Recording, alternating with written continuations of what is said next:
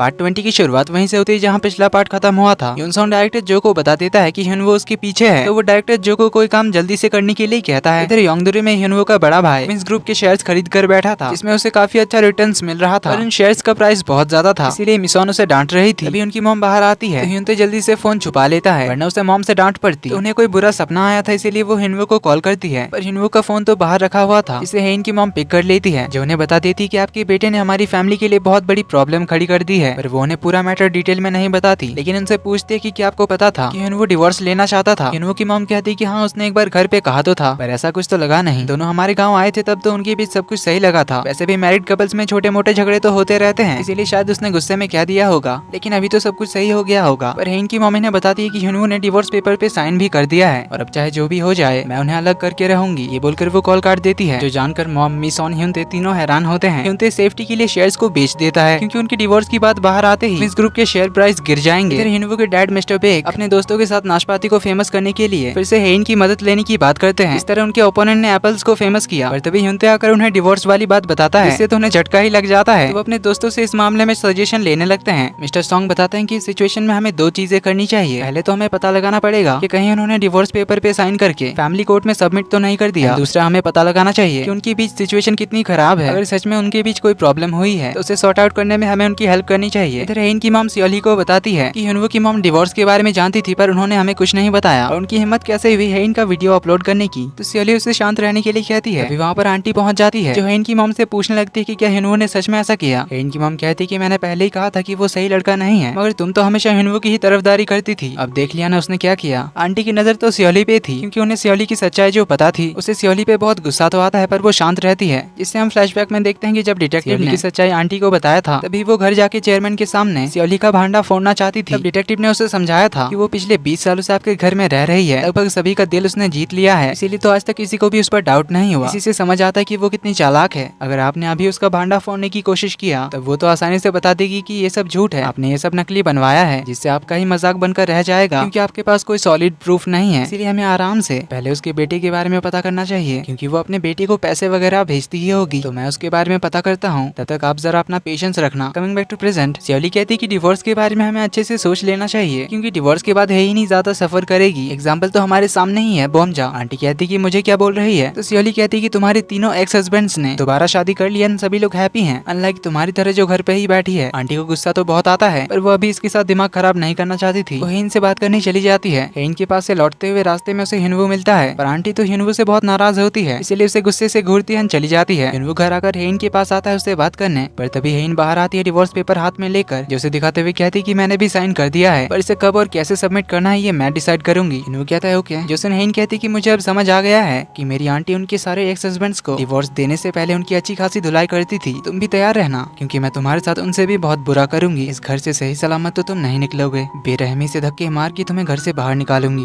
ह्यूनवो कहता है okay. Jason हेन अपने रूम की ओर जाने लगती है, पर ह्यूनवो उसका हाथ पकड़कर रोकता है, कहता है कि मैं समझ गया, पर तुम प्लीज यूनसोंग से दूर रहना। हेन कहती तुम्हें उससे क्या। ह्यूनवो कहता है कि इतने सालों तक तुम उससे टच में नहीं थी, फिर अचानक से वो एक दिन आ गया। उसने सुचोल के प्रोजेक्ट में इतना बड़ा इन्वेस्टमेंट किया, जिस प्रोजेक्ट का वैलिडिटी टेस्ट नहीं हुआ है, इवन गवर्नमेंट का लाइसेंस मिलेगा भी या नहीं इसका भी कोई क्लियरेंस नहीं है, फिर भी उसने इतना बड़ा अमाउंट इन्वेस्ट कर दिया। फिर हर्षाइना का इतना बड़ा डील पाने में उसने तुम्हारी हेल्प की, जरूर उसका भी कोई मोटिव होगा। बिना किसी गलत इरादे के वो ऐसा क्यों करेगा, इसीलिए वो बहुत ही सस्पिशियस है, हो सके तो उससे दूर ही रहना। हेन कहती है इससे क्या प्रूफ होता है। ह्यूनवो बताता है कि हंटिंग ग्राउंड पे इसने वायर्स काटा था, जिसकी वजह से उस जंगली सुअर ने तुम पे हमला किया था। उस दिन एक गैस डिलीवरी कार के डैश कैम में उस जगह की फुटेज आई थी, जिसे रिकवर करने के लिए मैंने एक शॉप पे दिया था, जिसके कुछ दिन बाद ही यूनसोंग उस शॉप पे गया था, जिसके बाद ही वो ओनर शॉप खाली करके भाग गया। हेन कहती है इससे क्या प्रूफ होता है। हो सकता है यूनसोंग को भी कोई काम पड़ा होगा, इसीलिए वो गया था, और अगर उसका कोई दूसरा इरादा भी है तो वो मुझे इतनी आसानी से बेवकूफ नहीं बना सकता। ह्यूनवो कहता है पर मैंने तो बना दिया ना, इसीलिए वही गलती दोबारा मत दोहराना। ये बोलकर ह्यूनवो अपने रूम में चला जाता है और हेन सोच में रह जाती है। अगले दिन सुबह हेन ब्रेकफास्ट करने बैठती है। उसके लिए पाइन मशरूम का पोरिज बनाया गया था, और हेन कहती है कि अब से ये सब बंद। वो उन्हें मीट बनाकर लाने के लिए कहती है। खाने के बाद हेन तैयार होने जाती है, जहाँ वो अपने सबसे महंगे diamond necklace, earrings, limited edition dress, heels, जितने भी दुनिया भर के महंगी चीजें थी वो सब पहनकर रेडी हो जाती है और ऑफिस पहुंच जाती है, जहाँ सभी लोग तो उसे देखकर डर के मारे सर झुका लेते हैं। तो उसके केबिन में जाने के बाद उसकी सेक्रेटरी सभी को बुलाकर बहुत ध्यान से अपना काम करने के लिए कहती है। एक नई इंटर्न इंटर्न बताती है कि बॉस आज कितनी गॉर्जियस लग रही थी। सेक्रेटरी बताती है कि तुम अभी नहीं हो इसीलिए तुम्हें नहीं पता, इसीलिए याद रखना कि बॉस जब भी बहुत ज्यादा गुस्से में होती है तभी वो इतने फैंसी एंड लग्जरियस ड्रेस पहनती है। इसका मतलब आज हम सबकी शामत आने वाली है, इसीलिए कोई भी उनके सामने कुछ भी गलती मत करना। अब वही इंटर्न हेन के लिए कॉफी लेकर आती है, पर वो गलती से कॉफी उसके एक फाइल पे गिरा देती है, जिससे वो इंटर्न तो बहुत ज्यादा डर जाती है। वो हेन के कुछ कहने से पहले ही कहती है कि मैं अभी इन सारे डॉक्यूमेंट्स को रिप्रिंट करके ले आती हूँ, आई एम सॉरी मुझसे ये गलती से हो गया। पर हेन कहती कोई बात नहीं। उसने इंटर्न हैरानी से पूछती कि क्या सच में कोई बात नहीं? हेन कहती हाँ रहने दो। पर इंटर्न फिर भी उससे सॉरी कहने लग जाती कि मुझे पता है कि आप बहुत ज्यादा अपसेट हो।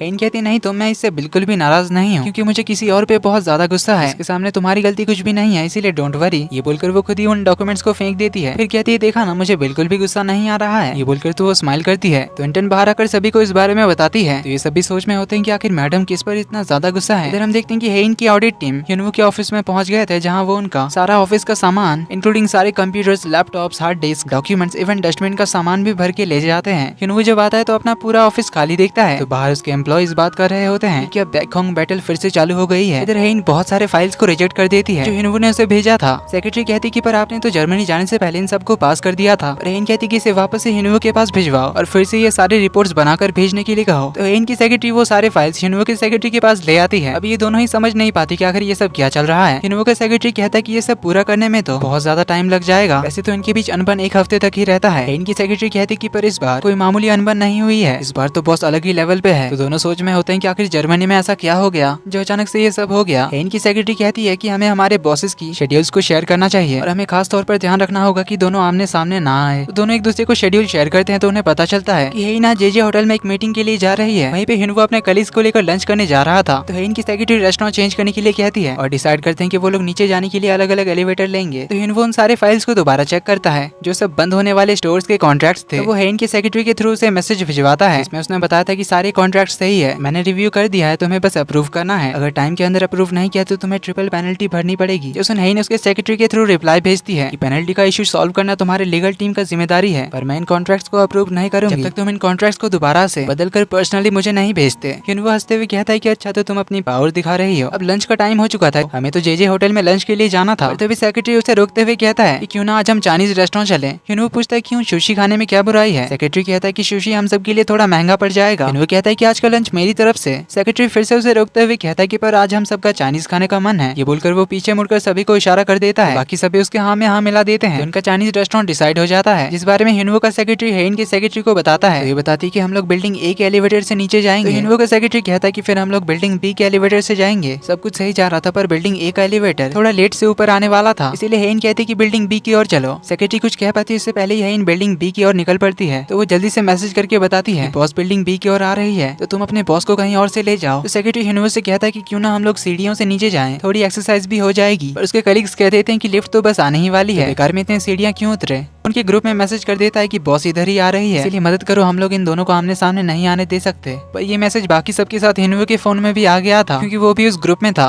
ह्युनवू मैसेज पढ़ लेता है, तभी हेन यहाँ पे पहुंच जाती है। सारे एम्प्लॉय साइड हट जाते हैं। हेन आकर कहती है कि लगता है तुम सब खाना खाने जा रहे हो, लगता है तुम सब बहुत फ्री हो। ह्युनवू कहता है कि मैं इन्हें ट्रीट दे रहा हूँ क्योंकि अभी इन्हें बहुत ज्यादा काम भी करना है। हेन कहती है हाँ अच्छे से करना, और जब काम करने ही वाले हो तो मुझे जरा पिछले 3 सालों में तुम जितने भी केस हारे हो उन सबका डिटेल्ड एनालिसिस रिपोर्ट मुझे भेज देना। ह्युनवू पूछता है कि क्या आपके पास उन रिपोर्ट्स को रिव्यू करने का टाइम है? अगर टाइम रहा और आपने रिव्यू किया तो आप अपने पर्सनल फीलिंग्स को साइड में रख लीजिएगा। हेन कहती शायद तुम नहीं जानते, काम के मामले में मैं किसी एआई से कम नहीं हूँ। ह्युनवू कहता है अच्छा मुझे तो पता ही नहीं था। हेन कहती है तुम्हारी इसी इग्नोरेंस की वजह से तुम ये सारे केसेस हार रहे हो, इसलिए थोड़ा मन लगाकर अपने काम करो। ये कहकर वो लिफ्ट में चली जाती है। तो ह्युनवू अपने कलीग से कहता है कि चलो फिर हम लोग सीढ़ियों से ही चलते हैं, हम सबकी थोड़ी वॉकिंग भी हो जाएगी। इसी के साथ पार्ट 20 का एंड यहीं पर होता है। तो वीडियो पसंद आई तो वीडियो को लाइक कर देना, चैनल पर पहली बार आए तो do subscribe and hit the bell icon. जल्दी ही मिलते हैं अगले पार्ट में, तब तक के लिए take care and bye bye.